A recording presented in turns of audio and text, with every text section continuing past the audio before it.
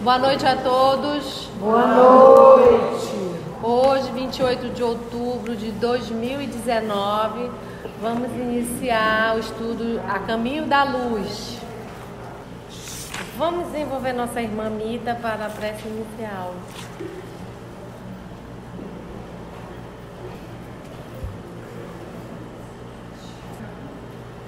Amigo Jesus, queremos, antes de mais nada, te agradecer a oportunidade de estarmos aqui reunidos em teu nome.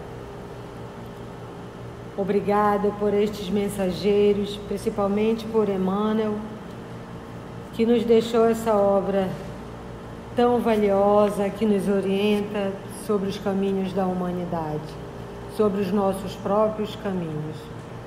Ajuda-nos, Jesus, a compreendermos esses ensinamentos, renovarmos os nossos caminhos e mudarmos a direção rumo a Ti, rumo à Tua luz, rumo ao nosso progresso sempre. Ajuda-nos porque Tu sabes das nossas falhas, das nossas fraquezas, das nossas dores que nos fazem procrastinar e querer desistir. Ajuda-nos com a Tua força, porque sabemos que Tu estás conosco hoje e sempre. Que assim seja.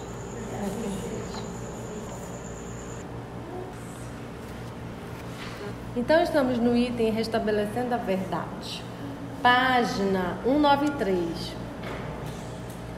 O Espiritismo vinha, desse modo, na hora psicológica das grandes transformações, alentando o espírito humano para que se não perdesse o fruto sagrado de quantos trabalharam e sofreram no esforço penoso da civilização. Com as provas da sobrevivência, vinha reabilitar o cristianismo que a Igreja deturpada, semeando de novo os eternos ensinamentos do Cristo no coração dos homens. Com as verdades da reencarnação, veio explicar o absurdo das teorias igualitárias absolutas, cooperando na restauração do verdadeiro caminho do progresso humano. A gente viu que tem o comunismo, né? E o próprio Livro dos Espíritos fala que não tem igualdade, porque cada um colhe aquilo que plantou. E se a plantação foi diversificada, não tem como ser igual, né? Então ele está falando exatamente isso aqui. Enquadrando o socialismo nos postulados cristãos, não se ilude com as reformas exteriores, para concluir que a única renovação apreciável é a do homem íntimo, célula viva do organismo social de todos os tempos, pugnando pela intensificação dos movimentos educativos da criatura à luz eterna do Evangelho do Cristo. No capítulo 16, no item 8, como a gente viu na semana passada, que ele fala, né? Não dá para todo mundo ser igual. Não tem, porque nós somos diferentes em pendores, em força de trabalho, em vontade de progredir. Então ele diz que isso, aí ele fala, né, que a célula do organismo social, e é hoje o que todos falam, quando eu mudo, o meu mundo muda comigo. Quem está ao redor de mim muda. Então não precisa fazer revoluções e guerras exteriores, que a gente sempre fez e vai continuando, né? Foi continuando até o século XX, quando chega na União Soviética, que instala a República Socialista Soviética, que a gente viu que são formas de governo que não é para nós ainda. Isso não funciona para nós, porque vai ainda surgir os privilegiados, é quem está no comando, quem está no poder, e vai ter sempre uma maioria ainda passando pior, privações, sem liberdade, sem nada. E o Espiritismo vem nesse contexto falar da reforma íntima, né? Então, assim, não é para fora, é para dentro, é individual, é de cada um.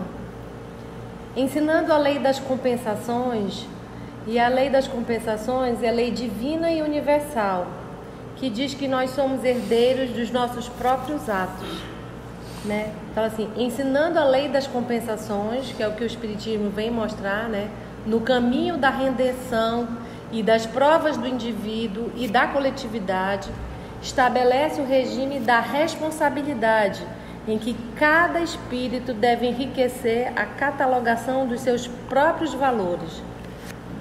Não se engana com as utopias, quer dizer, o Espiritismo não se engana com as utopias da igualdade absoluta em vista dos conhecimentos da lei do esforço e do trabalho individual, e não se transforma em instrumento de opressão dos magnatas da economia e do poder, por consciente dos imperativos da solidariedade humana.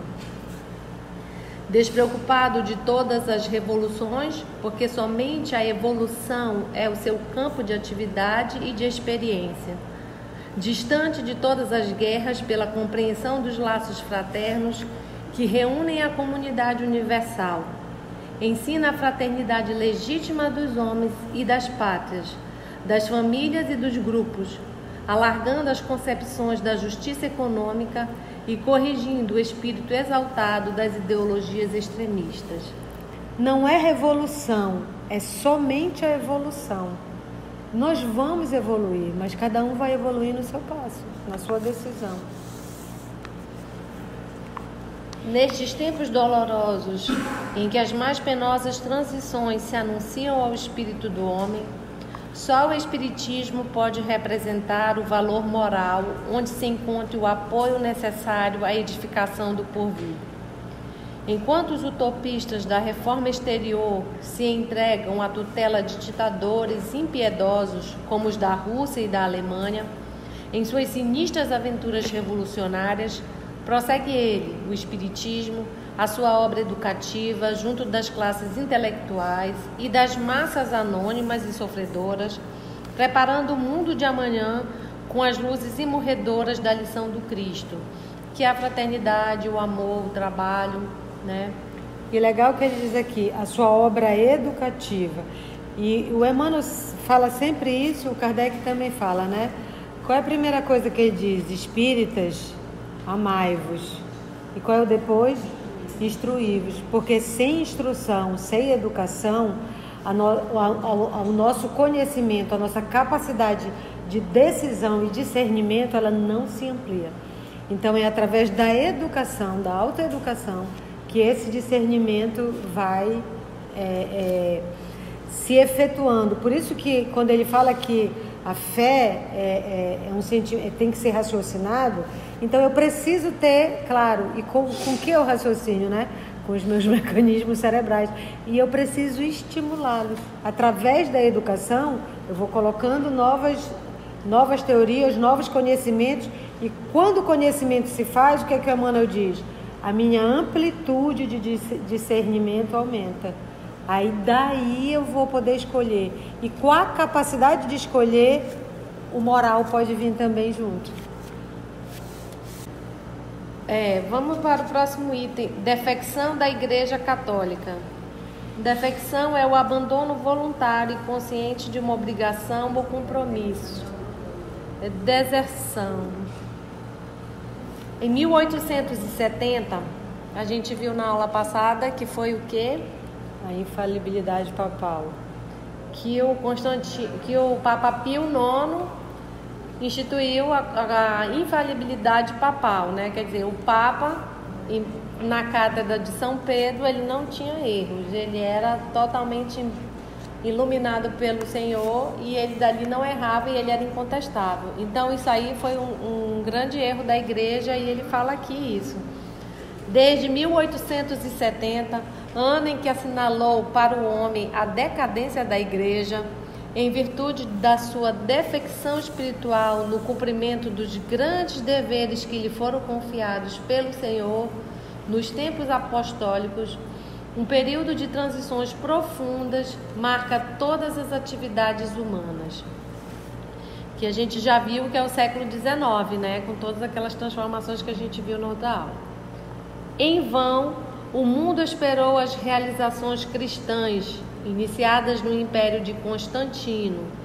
Constantino, revisando, o grande imperador romano, no ano de 288 a 377 depois de Cristo, que foi no império dele que a fé cristã passou a ser a fé oficial do Império Romano.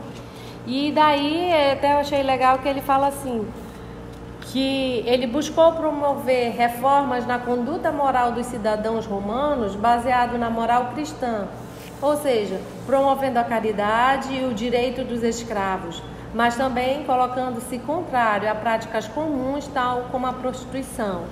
Então, assim, o Constantino é um diferencial e se esperava muita coisa, mas depois dele não aconteceu. Em vão, o mundo esperou as realizações cristãs iniciadas no Império de Constantino.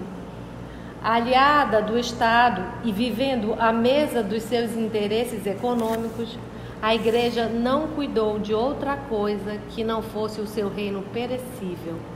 Esquecida de Deus, nunca procurou equiparar a evolução do homem físico à do homem espiritual, prendendo-se a interesses rasteiros e mesquinhos da política temporal.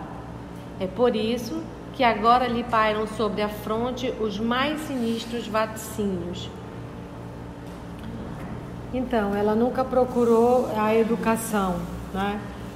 Porque, claro que quando a gente chega num determinado ponto de discernimento, a gente sabe, quanto mais educação, quanto mais eu sei, menos eu cedo aos ditadores. Tanto que quando Hitler tomou o poder, a primeira coisa que ele mandou fechar foram as escolas e as universidades. Então, ele já tinha esse interesse. E a Igreja Católica nunca se preocupou com a educação do povo. Então, tinha que obedecer. E quanto mais ignorante, melhor para obedecer. Porque é mais fácil você dizer para o ignorante que é pecado, que vai para o fogo do inferno, que não vai ser salvo, né? Do que uma pessoa que é esclarecida, a pessoa vai dizer, mas como? Por quê? Vai questionar. Então, ela nunca se preocupou. E quando a ciência, né, como falou a Carla, Jesus sempre mandando os mensageiros, quando chegaram os iluministas, Voltaire e toda essa turma, começaram a dizer, gente, isso, será que sou eu que estou vendo que isso não funciona, que isso não existe? Aí começaram a questionar e começaram a dizer, olha, isso não existe. Então foi essa mudança completa do teocentrismo, onde Deus era o centro, por causa de assim, não, o centro é um homem, esse planeta é nosso, é para nós. E o coisa que, quem disse que tem vida eterna? Me prova que tem vida eterna. Então a gente passou de uma coisa que tinha tudo para o outro lado, para uma coisa que ficou só no aqui e no agora, na materialidade. O que eu não posso ver, o que eu não posso pegar, o que eu não posso comprovar cientificamente não existe. Então nós fomos de um ponto ao oposto. E a igreja foi arrastada nisso e ela foi perdendo todos os seus privilégios. Lutas renovadoras. O século XX surgiu no horizonte do globo qual arena ampla de lutas renovadoras. As teorias sociais continuam seu caminho, tocando muitas vezes a curva tenebrosa do extremismo, mas as revelações do além-túmulo descem às almas como orvalho imaterial, preludiando a paz e a luz de uma nova era. Numerosas transformações são aguardadas e o Espiritismo esclarece os corações, renovando a personalidade espiritual das criaturas para o futuro que se aproxima. As guerras russo-japonesa e europeia de 1914 a 1918. A guerra russo-japonesa foi uma guerra entre o Império do Japão e o Império Russo, que disputavam em 1904 e 1905 os territórios da China e da Manchúria. A guerra ocorreu no Nordeste Asiático, agravou-se e o regime do Nicolau II da Rússia foi abalado por uma série de revoltas internas em 1905, Essas guerras do Nicolau foram começando em 1905 e elas foram terminar em quando? 1917, com a Revolução Russa. Os líderes socialistas procuraram organizar os trabalhadores a fim de debater as decisões políticas a serem tomadas. O Japão era um país de tradições militares, apesar de enfrentar severas crises econômicas. A marinha japonesa impôs uma derrota humilhante ao inimigo. Esta guerra marcou o reconhecimento do Japão como potência imperialista pelas diversas nações da Europa, enquanto a derrota russa, por sua vez, patenteou a fraqueza do regime czarista e iniciou a sua queda, concretizada na Revolução de 1917. Voltando.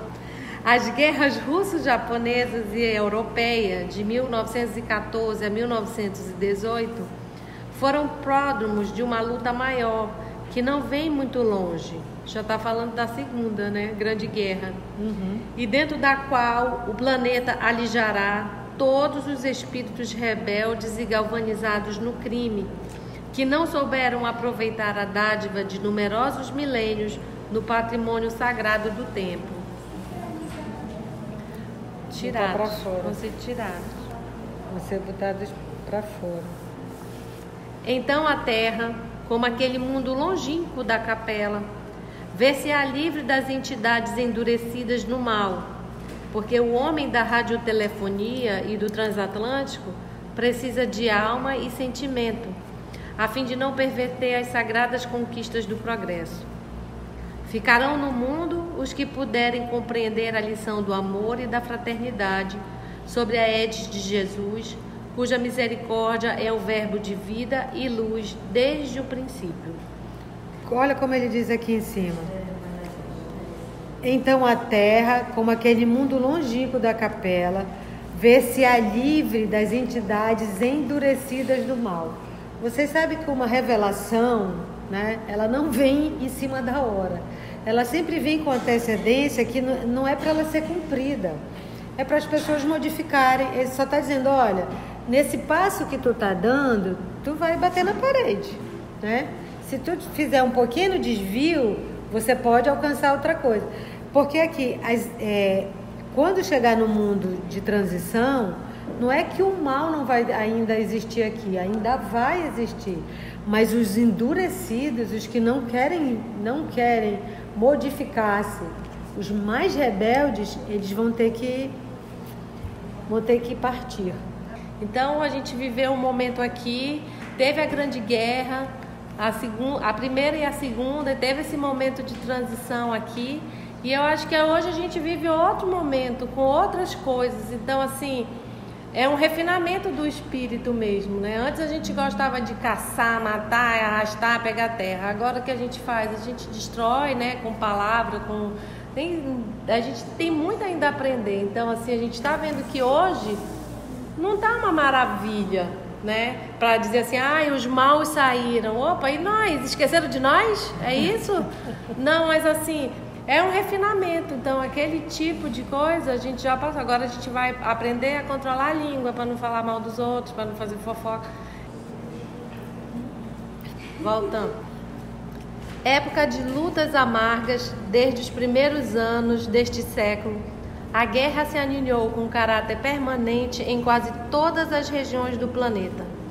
A Liga das Nações, o Tratado de Versalhes, bem como todos os pactos de segurança da paz, não têm sido senão fenômenos da própria guerra, que somente terminarão com o apogeu dessas lutas fratricidas no processo de seleção final das expressões espirituais da vida terrestre. Interessante que ele fala lutas fratricidas, né? Porque quando a gente vai aqui mesmo, lá pro início do livro, a gente vê que eles eram todos ali reunidos. Então, acaba sendo tudo parente, né? Um que foi para cá, outro para lá. E depois passou um tempo e começaram a guerrear. Então, são lutas fratricidas mesmo. E quando ele fala aqui, a Liga das Nações, o Tratado de Versalhes, foi em Versalhes que foi assinado a paz da guerra de 1914 e 1918. E ele já está dizendo aqui, né, que não foi só um fenômeno da própria guerra, O que é que os historiadores dizem? Que onde começou a Segunda Guerra Mundial? Na assinatura do Tratado de Paz da Primeira Guerra Mundial, que foi mais uma maneira de humilhar, e a luta fratricida, porque toda a Europa, é como ela disse, é o mesmo povo, o indo-europeu é tudo lá a mesma raiz. Então é nesse sentido. A América e o futuro. Embora compelida a participar das lutas próximas pelo determinismo das circunstâncias da sua vida política, a América está destinada a receber o cetro da civilização e da cultura na orientação dos povos por vindouros. Em torno dos seus celeiros econômicos, reunir-se-ão as experiências europeias, aproveitando o esforço penoso dos que tombaram na obra da civilização do Ocidente para a edificação do homem espiritual, que há de sobrepor-se ao homem físico do planeta, no pleno conhecimento dos grandes problemas do ser e do destino. Acredito que ainda não chegamos nessa parte. Isso aqui são cenas do futuro, né? Porque ainda não chegamos aqui. Para esse desiderato grandioso, apresta-se o plano espiritual no afã de elucidação dos nobres deveres continentais. O esforço sincero de cooperação no trabalho e de construção da paz não é aí uma utopia, como na Europa, saturada de preconceitos multisseculares. Nos campos exuberantes do continente americano estão plantadas as sementes de luz da árvore maravilhosa da civilização do futuro. A América foi povoada por irlandeses, judeus, católicos, então já fez essa mistura e acabou mais um pouco com aquela questão de raça, de elite que tem na Europa, né? Então tem lugares que você não pode ter o dinheiro que for, mas você não frequenta porque você não tem aquela origem. E já para a América a gente já vê tudo misturado, né? Mas quando ele fala o continente americano, esse primeiro parágrafo e o começo aqui, em torno dos seus celeiros econômicos, é a América do Norte, tá, gente? A nossa parte é quando ele fala essa parte aqui, ó, dos grandes problemas do ser e do destino. O nosso problema, e aí a gente sabe, quando a gente vai ler no O Brasil, Coração do Mundo, Pátria do Evangelho, que nós estamos aqui para quê? Para nos evangelizarmos, né? O que os espíritos dizem, né?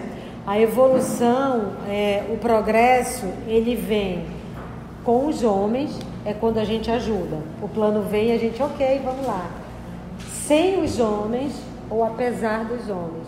Ou seja, a gente pode ajudar, a gente pode não fazer nada, a gente pode atrapalhar, mas vai acontecer.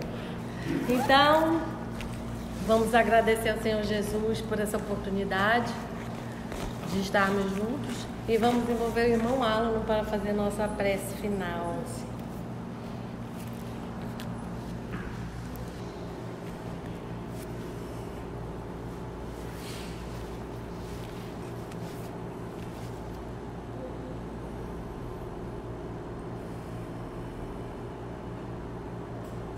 Hora do abraço, hora do refrigério, hora de voltarmos a sorrir.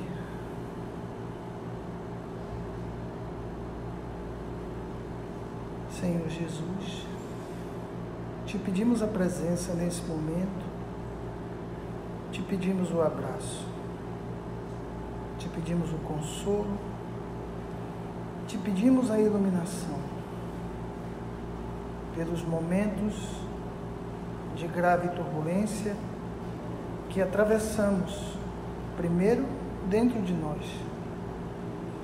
Então, Senhor, te pedir que a tua mão segure firme, porque são grandes as tormentas que travamos dentro de nós, são muitas lutas. E, em particular, tenho medo, Senhor.